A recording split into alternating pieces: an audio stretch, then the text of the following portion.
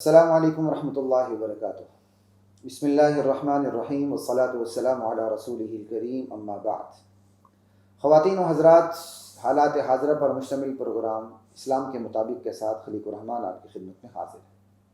آج ہماری خوش قسمتی ہے، ہمارے ساتھ ملک کی معروف شخصیت اور بالخصوص گلگت بلتستان کی معروف شخصیت مولانا عطا اللہ شہاب صاحب ہمارے درمیان موجود ہیں۔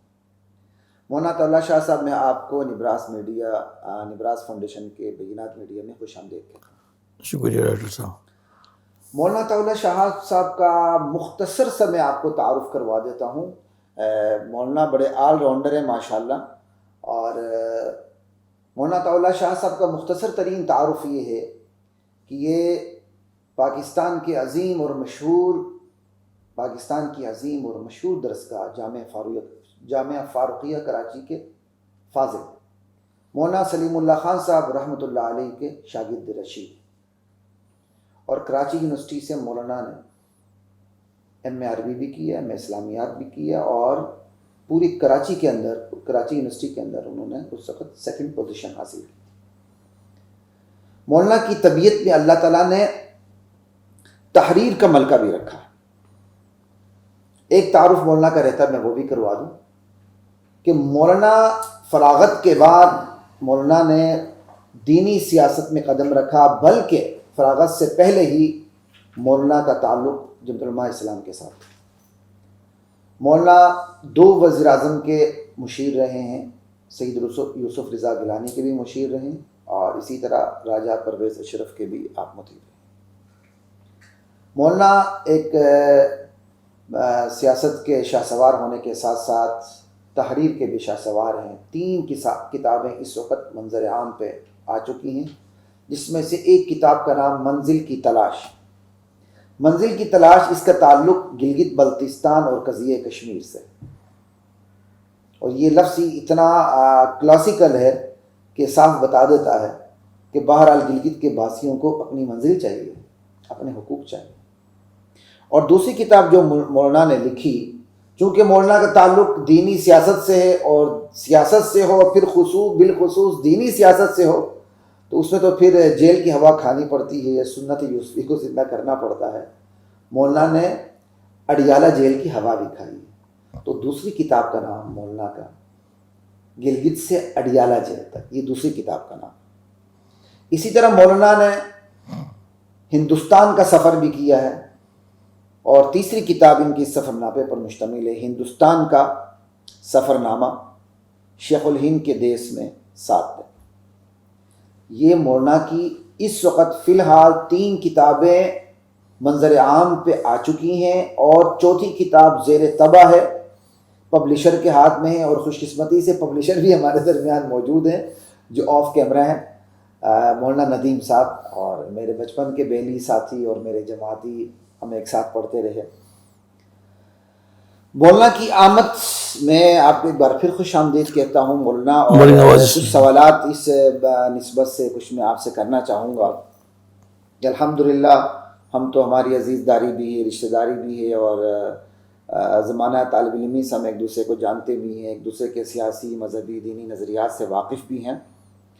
تو میں نے مناسب سمجھا کہ آپ کے اس دورے سے میں فائدہ اٹھاؤں، اور کچھ ہم اپنے سننے والوں کو مستفید کر سکیں آپ سے۔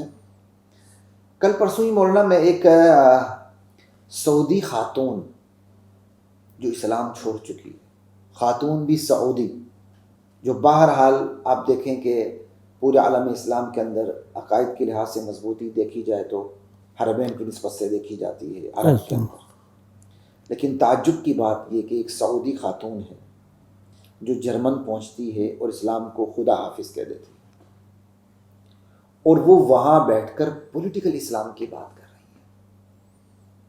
تو میرے رونگٹے کھڑے ہو کہ پولیٹیکل اسلام، سیاسی اسلام، کیا سمجھتے ہیں مولانا اس پروپیگنڈے سے متعلق؟ کیا پولیٹیکل اسلام غلط ہے؟ کیا اسلام میں سیاست غلط ہے؟ کیا اسلام صرف عبادات کا مجموعہ ہے جو آپ کو مسجد کے مصلی تک محدود کر کے باہر نہیں آنے دیتا؟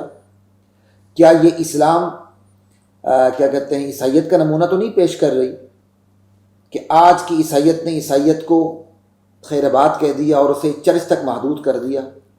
کیا ہمارے مسلمان بھی کیا یہی ذہن تو نہیں رکھتے کہ ہم اسلام کو مساجد تک محدود کریں اور مسجد کے مصلی سے باہر نہ آنے دیں اور اقتدار کی کرسی تک اسے پہنچنے نہ دیں؟ اس متعلق آپ کیا سمجھتے ہیں؟ بسم اللہ الرحمن الرحیم. ڈاکٹر خلیق الرحمان صاحب، سب سے پہلے تو آپ کے مشکور کہ آپ نے اپنے اس جامع پروگرام میں ہمیں یہ اعزاز بخشا کہ ہم اپنی گفتگو، اپنے دل کے خیالات کو آپ کے اس ادارے کے تھرو اپنی قوم تک اور نئی نسل تک پہنچا سکیں. سب سے پہلی بات تو یہ ہے، چونکہ اس وقت عالم اسلام پر جبر کا موسم مسلط ہے. موسم بھلے سے سرما کا ہو جس سے ہمارا گزر رہے ہیں، یا خزاں کا ہو، یا بہار اور کوئی اور موسم، بہرحال عالم اسلام پر اجتماعی سطح پر اس قسم کے جبر کا موسم مسلط ہے. تو جبر کے اس موسم کے تحت اسلام کی وہ تعلیمات جو اسلام کی حاکمیت یا اسلام کے غلبے کی عکاسی کرتی ہیں، ان کو دنیا میں معیوب تر بنا کے پیش کیا جاتا ہے، جس میں سے دو چیزیں نمبر 1 پہ، ایک جہاد، ایک سیاست. اللہ کمال کی بات کیا. اور قرآن مجید کی تعلیمات کے لحاظ سے ہم اور آپ، جیسے آپ کے پروگرام کا عنوان مجھے بہت اچھا لگا، اسلام کے مطابق. اب میرے مطابق کیا ہے، میری حیثیت کیا ہے جو میں کہوں کہ میرے مطابق؟ اسلام کے مطابق کہیں گے تو ہماری اپنی حیثیت بن جائے گی. تو اسلام نے سب سے پہلے تو ایک چیز واضح کی ہے نا، ان الدین عند اللہ اسلام. ایک پھر اس کے بعد دوسرا تھوڑا سا ضرب بھی لگائی کہ وَمَن يَبْتَغِ غَيْرَ الْإِسْلَامِ دِينًا فَلَن يُقْبَلَ مِنْهُ. اسلام سے ہٹ کر کوئی اور دین اگر اس پہ کوئی اچھائی ہو بھی جائے لیکن بحیثیت مجموع اس کو تسلیم نہیں کیا جائے گا. اور مولانا میں تھوڑے سے آپ کی بات کو انڈوز کرتے ہوئے چھوٹی سی بات کر دوں، اگر کہیں اچھائی موجود بھی ہے تو وہ سابقہ انبیاء کی بقایا جات ہے. بالکل ایسا ہی ہے. اور تیسری بات جس کی طرف سوال میں آپ نے اشارہ فرمایا وہ یہ ہے کہ اللہ رب العزت مزید وضاحت کر کے فرماتا ہے یا ایھا الذین آمنوا ادخلوا فی السلم کافہ. اسلام میں پورے تو داخل ہو جاؤ، یعنی آپ کے انفرادی اعمال جتنے ہیں وہ بھی بجا لاؤ، اور جو اجتماعی اعمال ہیں وہ بھی بجا لاؤ. ایسا نہیں ہے تؤمنون ببعض الکتاب وتکفرون ببعض، کچھ پر جو دل کو بھاتی ہیں ان کو تو تسلیم کرو، اور جو آپ کو دل کو نہیں بھاتی ہیں بلکہ بوجھ بنتی ہیں تو پھر ان کو آپ سرے سے انکار کرو. یہ ایک مغلوبیت کا تصور ہے.